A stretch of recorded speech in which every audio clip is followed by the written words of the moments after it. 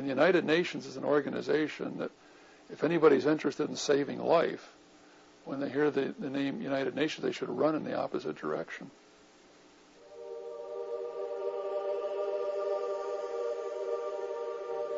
The UN will require that the Western world's standard of living, including such achievements as the private automobile and the single-family home, be reduced to a sustainable level. Such sacrifices will be mandatory to counter real or imagined threats, such as global warming, destruction of the ozone layer, and rising levels of carbon dioxide in the atmosphere. No real scientific evidence need be produced. The doomsday claims of coercive utopians will suffice. Hence, limitations on family size will be strictly enforced as an added measure to protect the world's environment. And government licenses will be required for couples desiring children. William Norman Grigg has also written Freedom on the Altar, the UN's crusade against God and family. The President's Council on Sustainable Development has put out this booklet, which is entitled Population Consumption, a Task Force Report, that calls for the installation in federal policy of the goals which were created at the Cairo Population Control Summit back in 1994, which have to do once again with what they call stabilizing population. By stabilizing, they're talking about controlling. They're talking about adopting numerical guidelines and objectives defined by the United Nations, enshrining them in federal policy, and reconfiguring our education policy and our healthcare policy to meet the goal of population stabilization. It is a matter of formal federal policy in our country to pursue the population goals outlined by the United Nations. So not only do they think they can do it, they are actively pursuing it right now as we speak. It has to do with this notion that human beings are a resource to be managed, rather than individuals with rights that the state has to protect. As to the environmental aspect of this, there is a dogma in the environmental movement that holds that human beings are simply part of a democratic biosphere, that we have no more innate right to be here than any other species. There are too many of us, and we are exercising our influence in the biosphere in ways that are improper. And in order to reduce the burden upon our holy, sacred Mother Earth, it is necessary to reduce the aggregate numbers of the human population. And I think it's rather interesting to note as well that the type of people who fret about excess population never consider themselves to be among the surplus.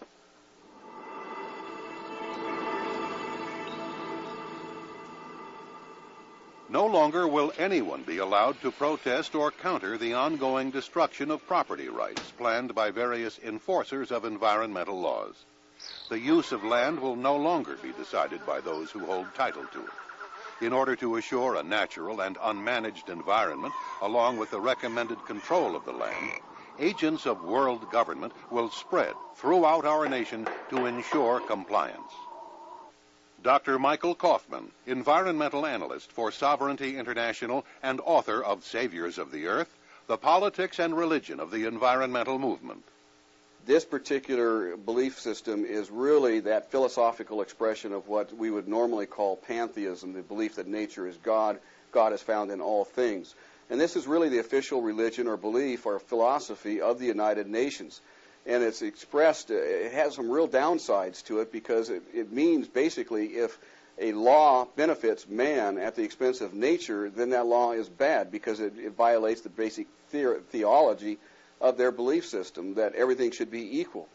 Humans shouldn't benefit at the expense of nature. Now you carry that far enough and ultimately you get to the point where no law is good because every law benefits man at the expense of nature. And man himself is bad. This perversion of our U.S. Constitution, where now a species has more rights than the human, comes right out of the United Nations. It comes in the form of the United Nations treaty called CITES, the Convention on the International Trade of Endangered Species, and this is the United Nations treaty. And this is how the United Nations is beginning to limit our sovereignty, is through these types of treaties. Individuals who believe in the right to own property ought to be concerned. Americans believe in that. They're careless about it. Sometimes they allow our governments to regulate too much and to tax us too much. But really, the right of private property ownership is severely threatened by our own government. But it's going to be a lot worse If the United Nations gets involved, there is no way that you can have the concept of private property right. They believe in welfare redistribution, socialist redistribution, everybody owns everything, and they would take from the wealthy and give to the poor to get an equal balance. Same old story that we've heard for years, but they do not protect the right to own private property by anything promoted by the United Nations.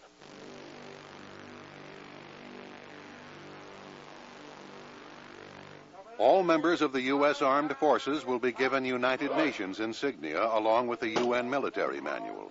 This manual spells out the new requirements regarding conduct, duties, and chain of command.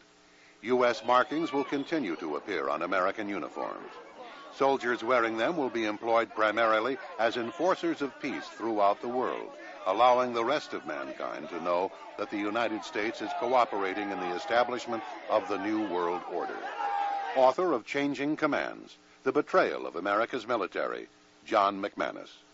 The central thesis of my book is that our military is being delivered to the United Nations. Now, I say that very carefully. It's not a case of the UN taking it over as much as our own leaders are delivering our military to the United Nations. President John Kennedy went to the United Nations September 1961, and he presented the United States program for general and complete disarmament in a peaceful world during a speech, and he said, this is the official program of the United States of America. It's a disarmament program. It calls for the United States to turn over its military to the United Nations. Now, let that sit for a second. It calls for the United States to turn over its military to the United Nations. The program ends by saying progressive controlled disarmament would proceed to a point where no state would have the military power to challenge the progressively strengthened UN peace force. The UN would have all military power. One of the great oxymorons of our time is peace force. If it's force, it's not peace.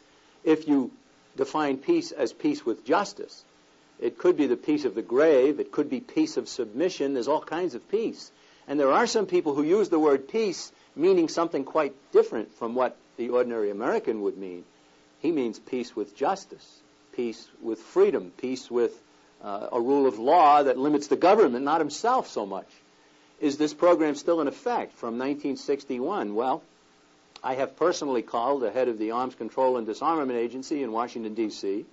in recent years, a man named Dr. William Nary, and asked, is this program still the official policy of the government of the United States? Oh, yes, he said, yes. And much of it has already been accomplished, which is so. So he's confirming what has been obvious to many of us over many, many years. That was 1961. 1962, the State Department finances a document called A World Effectively Controlled by the United Nations. All right? Written by an MIT professor, Massachusetts Institute of Technology professor named Lincoln P. Bloomfield, who certainly happens to be a member of the Council on Foreign Relations.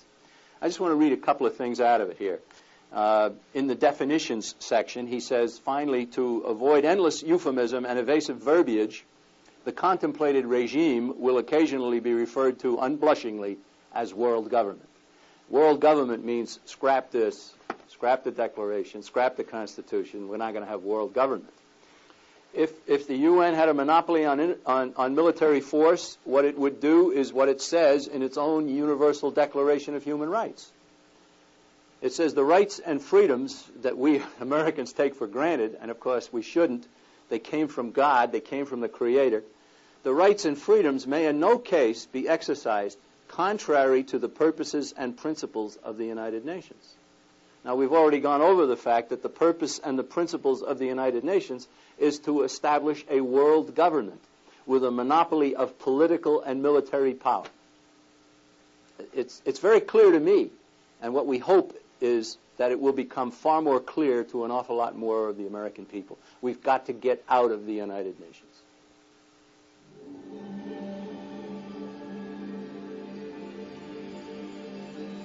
The election process will become the task of world government monitors.